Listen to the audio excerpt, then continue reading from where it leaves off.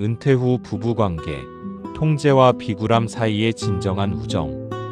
여러분, 오늘도 참으로 길고 고단한 하루를 보내셨나요? 창밖의 어둠이 소리 없이 깊어가는 이 고즈넉한 시간, 마음속 깊은 곳에 묵직하게 엉겨있는 그 아프고 서글픈 응어리를 함께 풀어보고자 합니다. 평생을 바쳐 일해온 일터에서 은퇴라는 거대한 문을 열고 나와 이제는 온전히 익숙하면서도 어딘가 모르게 낯선 나만의 소박한 일상의 공간으로 완전히 돌아온 뒤 우리는 평생을 함께 살아온 가장 가까운 동반자와 예기치 못한 날카롭고 소리 없는 전쟁을 시작하곤 합니다. 바깥 세상에서는 그토록 주변 사람들에게 유능하고 누구보다 합리적인 사람으로 인정받았던 당신이 왜 집에만 돌아오면 사소한 반찬 투정 하나에 나도 모르게 버럭 화를 내며 날 선말을 쏟아내거나 혹은 상대방의 눈치만 끊임없이 살피며 비굴하게 스스로 입을 꾹 닫아버리는 그늘 속 존재가 되는 걸까요? 좁은 한 공간에서 24시간을 고스란히 함께하며 온몸과 온 영혼으로 마주하는 그 숨막히는 침묵과 서로의 가슴을 사정없이 핥히는 거친 말다툼은 사실 단순한 성격 차이 때문에 일어나는 것이 아닙니다. 그것은 우리가 평생 동안 생명처럼 붙잡고 있던 나의 소중한 사회적 존재의 본질을 일시에 상실했을 때 내면 깊은 곳에서부터 터져나오는 영혼의 처절한 갈구입니다. 일찍이 인류의 위대한 철학자 아리스토텔레스는 모든 사물의 본질은 바로 그 사물의 내면에 존재한다고 했습니다. 지금 여러분이 매 순간 느끼는 삶의 행복도, 깊은 고독도, 그리고 이 위태롭고 서먹해진 부부관계의 해답도 결국 결코 먼 곳에 따로 떨어져 있지 않습니다. 바로 두 분이 함께 보내는 하루, 그 일상의 내면에 숨겨져 있습니다. 진정한 부부관계의 완성이라는 고귀한 가치는 결코 상대방을 내 입맛과 기준에 맞게 바꾸는 데 있지 않습니다. 오히려 내 안에서 끓어오르는 거친 감정을 다스리는 지혜, 즉 중용이라는 고귀한 영혼의 탁월함을 회복하는 데 있지요. 평생을 거친 바깥 세상과 치열하게 싸우며 버텨온 당신에게 이제 가장 가까운 존재와 어떻게 화해하고 한층 더 성숙한 인생의 우정을 쌓아갈 수 있을지 그 철학적 서막을 지금부터 따뜻하게 열어보려 합니다. 은퇴 이후 우리가 일상에서 흔히 겪는 갈등의 원형을 들여다보면 우리 영혼의 내면에는 두 가지 극단적인 모습이 보입니다. 한쪽은 자신의 고집과 과거의 권위를 끝내 내려놓지 못하고 매사 배우자를 억압하고 강박적으로 통제하려 드는 싸움꾼의 모습이고, 다른 한쪽은 당장 눈앞의 갈등이 두려워 자신의 목소리를 잃은 채 그저 어두운 그늘 속에 숨어버리는 무력한 그림자의 모습입니다. 아리스토텔레스가 정립한 위대한 윤리학의 기준에 따르면 이 두 가지 치우친 극단은 모두 영혼의 탁월성에서 너무나도 멀어져 버린 참으로 안타까운 상태를 말합니다.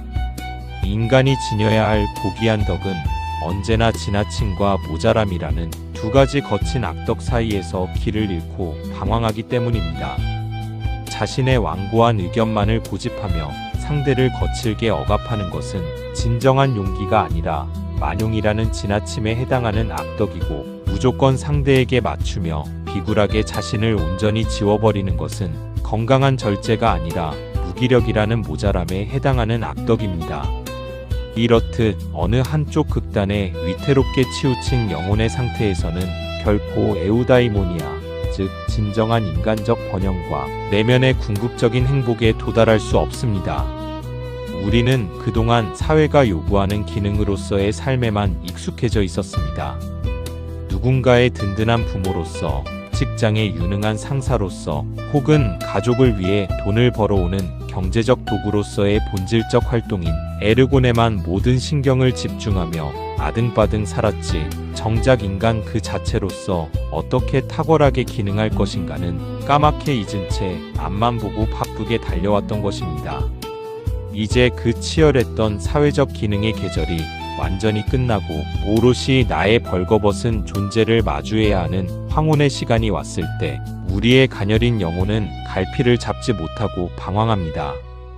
배우자를 내 뜻대로 통제하려는 강한 욕구는 사실 사라져버린 나의 사회적 권위를 보상받으려는 처절한 몸부림이며, 반대로 비굴하게 순응하는 것은 상처받기 쉬운 나를 지키려는 참으로 무력하고 슬픈 방어기제일 뿐입니다.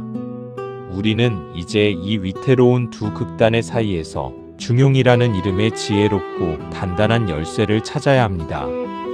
그렇다면 우리가 일상에서 도달해야 할 중용의 기술이란 무엇일까요? 그것은 단순히 수학적이고 기계적인 중간이나 서로 50대 50으로 차갑게 타협하는 것을 뜻하는 것이 아닙니다. 철학자 아리스토텔레스가 강조한 메소테스는 마땅한 때에 마땅한 일에 마땅한 사람에게 마땅한 동기로 그리고 마땅한 방법으로 행하는 고도의 윤리적 감각이자 영혼이 발휘하는 탁월함의 정점입니다. 저는 이를 뜨거운 무쇠솥과 무거운 뚜껑의 관계에 아주 깊이 있고 정감 있게 비유하고 싶습니다. 구수하고 맛있는 인생의 밥을 조화롭게 짓기 위해서는 무쇠솥과 뚜껑의 온도가 적절한 조화를 이루어야 합니다. 뚜껑이 너무 가벼워 내부의 소중한 김이 다 빠져나가도 안 되고, 그렇다고 너무 무겁게 내리눌러서 내부의 압력을 이기지 못하고 한순간에 터져버려도 안 됩니다. 우리 부부관계에 숨겨진 온도도 이와 완전히 같습니다. 서로 다른 거친 인생의 온도를 견뎌온 두 사람이 만나 서로를 일방적으로 억압하거나 방치하는 악덕을 행하는 것이 아니라 조화롭게 서로를 감싸 안으며 깊이 익어가는 과정이 필요합니다. 이때 우리에게 가장 절실하게 필요한 것이 바로 프로네시스, 즉 매일의 일상 속에서 발휘하는 실천적 지혜입니다. 이것은 딱딱한 교과서나 책에 나오는 지식이 아닙니다. 지금 이 순간 배우자의 쓸쓸한 눈빛과 표정 하나에서 그가 품고 있는 깊은 외로움을 민감하게 읽어내고, 내가 한 걸음 뒤로 물러나 조용히 기다려야 할지 아니면 따뜻하게 다가가 손을 잡아야 할지를 스스로 현명하게 판단하고 행동하는 영혼의 부드러운 근력입니다. 일상 속의 사소한 양보가 혹시 비굴함으로 느껴지시나요? 결코 그것은 부끄러운 비굴함이 아닙니다. 그것은 우리가 함께 지향해야 할 아름다운 관계의 목적, 즉 인생의 텔로스를 향해 능동적으로 나아가는 당신의 가장 용기 있고 위대한 선택입니다. 나를 증명하려던 거친 통제의 동력을 과감히 내려놓고 필리아라는 이름의 고귀한 우정의 항해를 시작하는 것, 그것이 우리가 지금 이 순간 찾아야 할 마땅한 길입니다.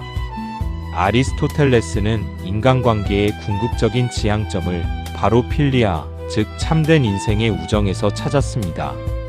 특히 그가 평생 동안 가장 강조한 진정한 우애는 말초적인 즐거움이나 이기적인 유용함을 모두 넘어선 영혼의 탁월성에 기반한 인격적인 우정입니다.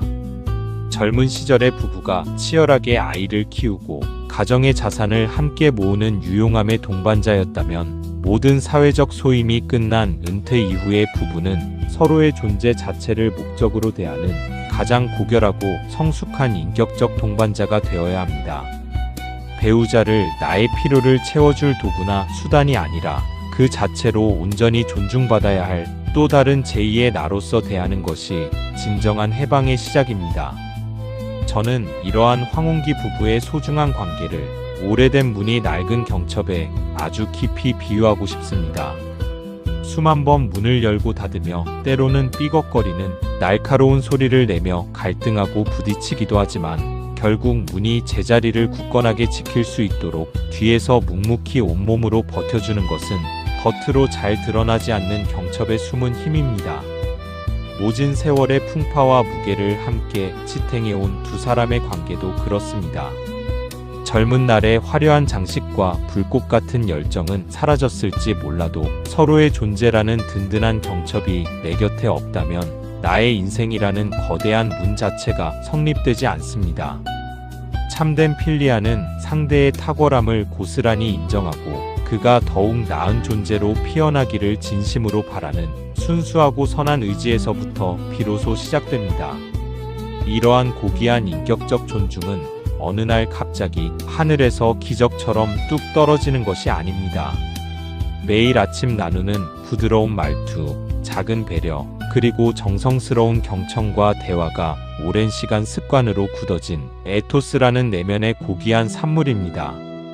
좋은 습관이 하루하루 쌓여 마침내 깊은 인격이 되고 그 인격이 필리아라는 아름다운 우정의 꽃을 피우는 법이지요. 지금 겪고 계신 서글픈 갈등과 불협화음이 혹시 인생의 황혼에서 만난 지독한 불행처럼 느껴지시나요?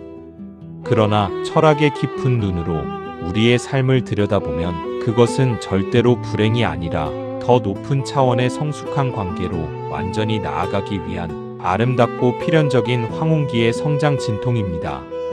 아리스토텔레스는 이를 무한한 가능성을 품은 가능태에서 완전하게 실현된 형태인 현실태로 나아가는 위대한 운동으로 설명합니다. 작은 도토리가 거대한 참나무가 되기 위해 차가운 흙 속에서 단단한 껍질을 깨는 고통을 기꺼이 견디듯 지금 두 분이 겪는 일상의 불협화음은 서로의 관계가 완성된 현실태로 나아가기 위한 매우 당연하고도 필연적인 과정입니다. 이를 깊이 깨닫기 위해 우리는 아리스토텔레스의 사원인설을 우리의 숭고한 부부관계에 하나씩 대입해 볼 필요가 있습니다. 지금까지 두 분이 함께 울고 웃으며 보낸 세월의 흔적들은 우리의 관계를 구성하는 가장 소중한 재료인 진료인이 됩니다. 우리가 앞으로 지향해야 할 조화롭고 성숙한 부부의 모습은 아름다운 관계의 완벽한 설계도인 형상인이 되겠지요.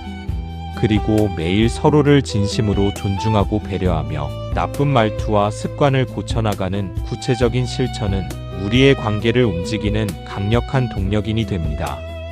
마지막으로 이 모든 아픈 과정을 거쳐 마침내 도달하게 될 두 사람 공동의 번영과 깊은 관조의 기쁨은 우리 관계의 궁극적인 목적이자 거룩한 목적인입니다.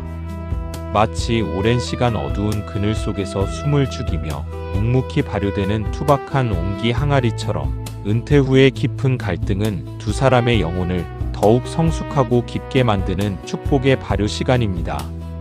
거친 온기 속에서 수많은 재료들이 서로 섞이고 삭으며 세상에 하나뿐인 깊고 구수한 맛을 내기 시작하듯 우리의 갈등도 지혜라는 고귀한 형상을 만나 향기롭고 깊은 인생의 맛으로 아름답게 변해갈 것입니다. 세월이 흐를수록 빛을 발하는 온기 항아리처럼 시간의 두께만큼 우리의 사랑과 우정도 깊어집니다.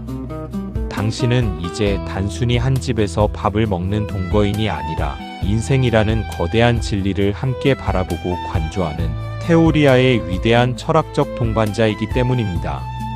사랑하는 여러분, 은퇴 후의 부부관계라는 것은 인생의 쓸쓸한 종말을 의미하는 것이 결코 아닙니다. 오히려 진정한 인간의 번영을 향해 두 손을 맞잡고 함께 걷는 가장 고귀한 정신적 활동입니다. 평생을 남을 위해 차가운 사회적 성공을 위해 살아오느라 정작 가장 소중한 사람의 영혼을 깊이 들여다볼 따뜻한 여유의 시간이 너무나도 없었던 당신에게 이제 하늘은 우정이라는 이름의 가장 거대하고 아름다운 최후의 선물을 허락한 것입니다.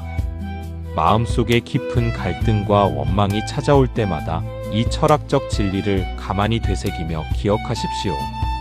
당신의 곁에 있는 그 소중한 사람은 당신의 모자람을 따뜻하게 채워주는 고마운 그늘이자 동시에 당신의 지나침을 정직하게 다스려주는 세상에 단 하나뿐인 가장 투명한 거울입니다. 거울 속에 비친 자신의 모나고 부끄러운 부분을 스스로 조금씩 깎아내고 중용의 미덕을 채워갈 때 여러분의 고단했던 삶은 마침내 신적인 활동에 가까운 깊은 평온과 안식에 도달할 것입니다. 그 평온은 어떠한 시련에도 결코 흔들리지 않는 영혼의 가장 견고하고 고유한 상태를 뜻하지요. 오늘 밤 옆에 조용히 앉아있는 동반자의 손을 가만히 따뜻하게 잡아보며 마음으로 속삭여주세요. 우리는 이제야 삶의 풍파를 함께 이겨낸 진짜 친구가 되어가고 있군요. 라고 말입니다. 비굴하게 모든 것을 참아내며 자신을 지우는 것도 오만하게 상대를 누르고 통제하려 드는 것도 아닌 서로를 또 다른 제2의 나로 온전히 인정하는 그 고귀한 필리아의 위대한 항해를 이어가시길 바랍니다. 당신의 곁에 있는 그 사람은 당신의 모자람을 채우는 따뜻한 그늘이자 당신의 지나침을 다스리는 정직한 거울입니다. 오늘도 당신을 응원합니다.